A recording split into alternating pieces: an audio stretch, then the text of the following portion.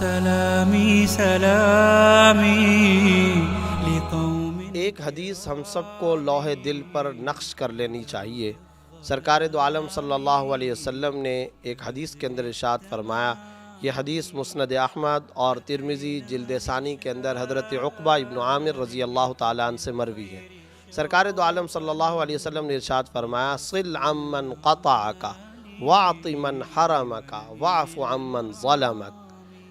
جو تم سے تعلق توڑے اس سے رشتہ ناتا جوڑو.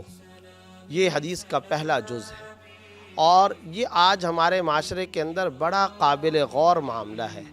ہمارے معاشرے کے اندر رشتے ناتوں کو توڑنے کا فیشن اور رواج بن چکا ہے. آپ صلی اللہ علیہ وسلم نے معاشرے کے اندر موجود احساسات اور جذبات کے بالکل برعکس امت کو وہ ہدایات اور رہنمائی عطا فرمائی ہے جس کی امت کو ضرورت ہے.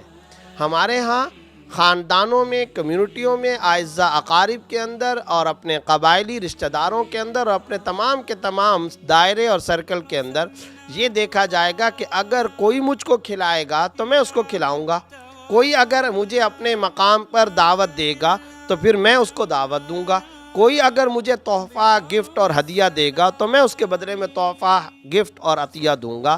یاد رکھیے، اگر کوئی آپ کے ساتھ اچھائی کرے، آپ اس کے ساتھ اچھائی کریں تو یہ تو کوئی بہت بڑا کمال نہیں ہے.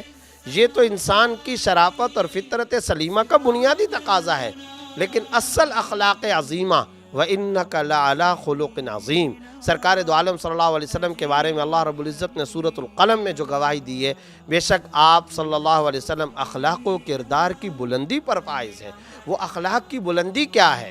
وہ کردار کی اونچائی کیا ہے؟ وہ اخلاق و کردار کی بلندی یہ ہے کہ جو مجھ سے توڑے گا میں اس سے جا کر رشتہ ناتا جوڑوں گا.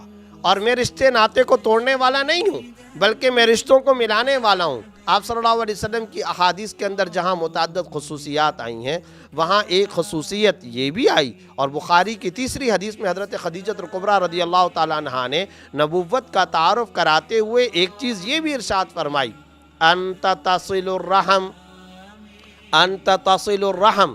آپ رشتے ناتوں کو جوڑتے ہیں. آپ کا کام یہ ہے کہ آپ ہمیشہ رشتے ناتوں کو جوڑتے ہیں. انت تصل الرحم وتحمل الکل وتقری الضیف وتعین علی نوائب الحق. آپ مہمانوں کی خاطر تواضع کرتے ہیں، آنے والے وفود کا آپ اکرام کرتے ہیں. آپ یتیموں، فقیروں، مسکینوں، بیوگان کے منبع، ملجا، مرکز اور ٹھکانہ ہیں. آپ رشتے ناتوں کو ہمیشہ جوڑا کرتے ہیں، لوگوں کے درمیان میں جوڑ پیدا کرتے ہیں.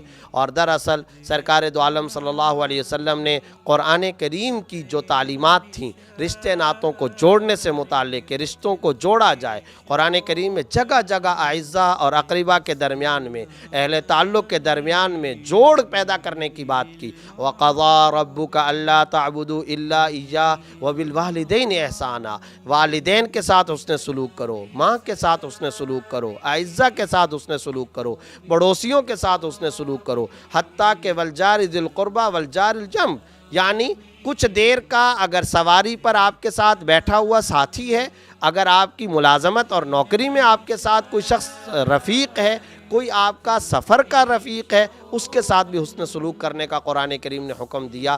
تو رشتے ناتے جوڑنا نبوی صفت ہے، اخلاق کی بلندی ہے، کردار کی بلندی ہے. اس اخلاق و کردار کی بلندی کو آج معاشرے کے اندر عام کرنے کی ضرورت ہے.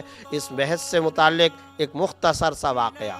حضرت علی رضی اللہ تعالیٰ عنہ کے ایک صاحبزادے ہیں، ان کا نام ہے محمد بن الحنفیہ.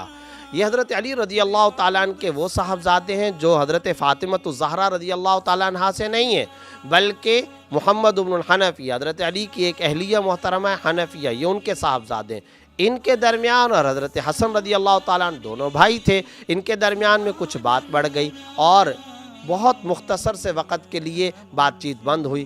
حضرت حسن رضی اللہ تعالیٰ عنہ کو محمد رحمہ اللہ نے خط لکھا اور خط لکھ کر کے یہ کہا، آپ فاطمہ کے بیٹے حسن ہیں اور آپ جنتی نوجوانوں کے سردار ہیں.